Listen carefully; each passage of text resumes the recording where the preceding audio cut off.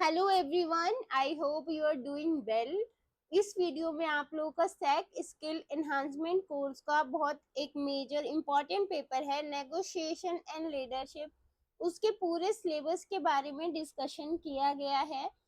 जो सैक का ये वाला पेपर है नेगोशिएशन एंड लीडरशिप, ये 2 क्रेडिट्स का पेपर होगा जिसमें प्रैक्टिकल बहुत इंपॉर्टेंट रोल प्ले करता है, क्योंकि नेगोशिएशन एंड लीडरशिप सैक का पेपर है, यानी ये एक सॉफ्ट स्किल लर्निंग कोर्स है। ओके, जब ये कोर्स आप लोग कंप्लीट कर लेंगे तो आप लोगों को नेगोशिएशन स्किल्स समझ आएंगी और आप अपने किसी भी ऐसे सिचुएशंस में फंसे हैं या फिर उलझे हुए हैं जहां आप डिजायर रिजल्ट्स एक्वायर करने में प्रॉब्लम फेस कर रहे हैं, तो आप लोगों को वहां पे कुछ गाइडेंस मिल सकती है। ओके, कुछ अप्रोप्रिएट मैनेजमेंट स्किल्स भी आप लोग सीखेंगे, है ना।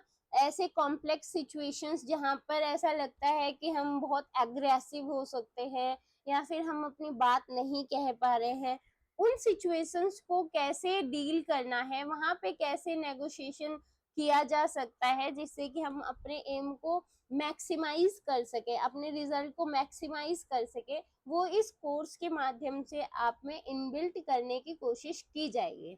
बेसिकली जो नेगोशिएशन है वो एक प्रोसेस है। ओके, तो आप लोगों को इसमें सारी स्ट्रैटेजीज, पूरे सिचुएशंस को क्लास में क्रिएट करके बिल्ड करने की कोशिश की जाएगी, सारी स्ट्रैटेजीज के बारे में डिस्कस किया जाएगा। ओके, तो इस पूरे कोर्स में आपको यही सॉफ्ट स्किल बिल्ड किया जाएगा थ्रू द ट्रेनिंग।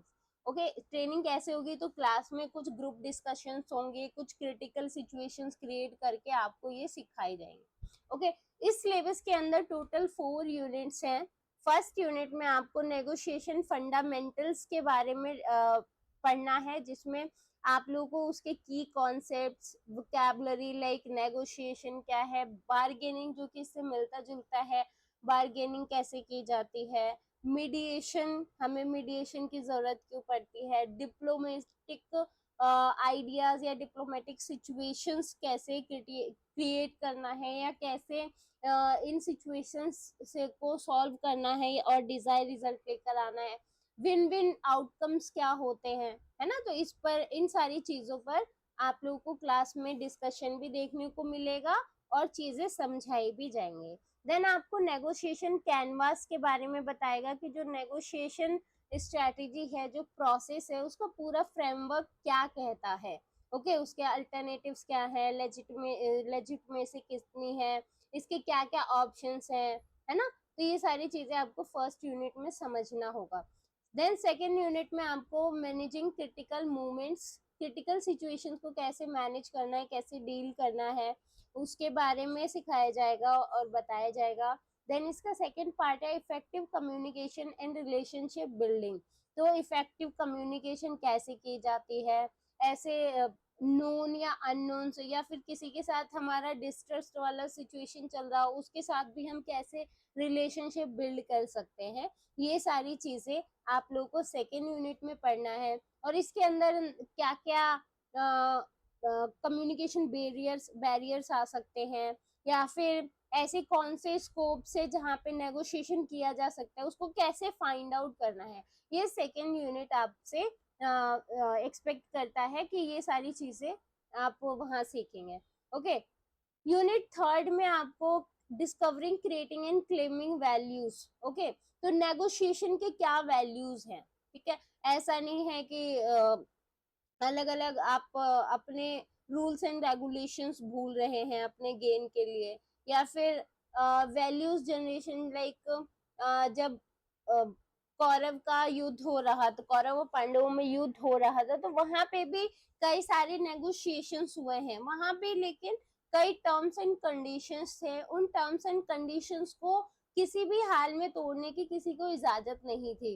तो वाइल क्रिटिकल सिचुएशन कैसे आप वैल्यू को भी बरकरार रख सकते हैं, इन सभी चीजों को यूनिट 3 में आप लोगों को पढ़ना है।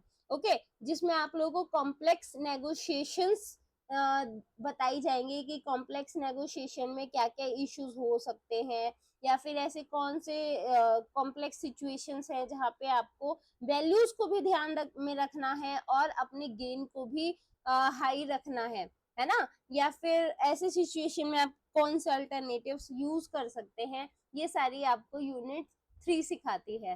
देन यूनिट 4 में आपको मैनेजिंग अल्टरनेटिव्स बांटना के बारे में पढ़ेंगे, जो कि बेस्ट अल्टरनेटिव प्रोवाइड करता है नेगोशिएशन एग्रीमेंट्स के लिए। तो ये सारी चीजें आपको 4th यूनिट के अंदर पढ़नी है, और उसी में आपको लेजिटिमेसी एंड बिल्डिंग कमिटमेंट्स, यानी कमिटमेंट की क्या भूमिका है, कितना इम्पोर्टेंट रोल है किसी भी डिसीजन मेकिंग के लिए और नेगोशिएशन स्ट्रैटेजी के लिए।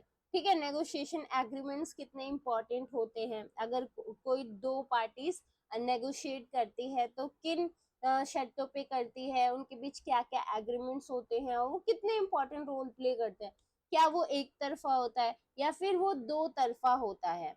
ठीक है, तो इन सभी चीजों को आपको इस पूरे कोर्स में सिखाया जाएगा, और कोशिश की जाएगी कि आपके अंदर ये चीजें स्किल एनहांसमेंट कोर्स के माध्यम से नेगोशिएशन और लीडरशिप के स्किल को इनबिल्ड किया जाए।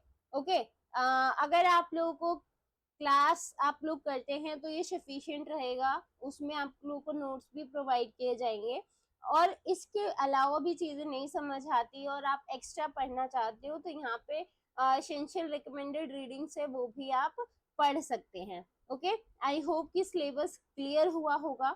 देखो, जो नेगोशिएशन है ना, नेगोशिएशन एंड लीडरशिप, ऐसा नहीं है कि इंडिविजुअल लेवल पर ही होता है, ये छोटे स्तर पे भी होता है और बड़े स्तर पर भी होता है, यानी इंडिविजुअल 2 पर्सन्स के बीच में भी नेगोशिएशंस होते हैं और वहां भी लीडरशिप स्किल्स की जरूरत पड़ती है, और जब आप नेशन या इंटरनेशनल लेवल पर जाते हैं तब भी आपको नेगोशिएशन एंड लीडरशिप समझने और यूज करने की जरूरत पड़ती है। ओके, तो मैं इस पूरे पेपर के अंदर, पूरी क्लास के अंदर आपको इंडिविजुअल लेवल पर नेगोशिएशन एंड लीडरशिप कैसे मैनेज किया जा सकता है, आप कैसे अपने कॉम्प्लेक्स सिचुएशन को नेगोशिएशन के थ्रू सॉल्व कर सकते हो, वो सारी चीजें आप लोगों को क्लास में बताऊंगी। इसके अलावा इंटरनेशनल लेवल पर जब इंडिया एज अ कंट्री दूसरी कंट्री से नेगोशिएट करने जाती है तो उसके क्या टर्म्स एंड कंडीशंस हैं, क्या वे ऑफ नेगोशिएशन स्ट्रैटेजीज होती हैं, ये सारी चीजें आप लोग को क्लास में बताई जाएंगी। आई होप कि आपको पूरा सिलेबस क्लियर होगा कि हमें क्या क्या चीजें पढ़नी है और कैसे पूरा सिलेबस कवर किया जाएगा। Thank you for your patience, मिलते हैं क्लास में।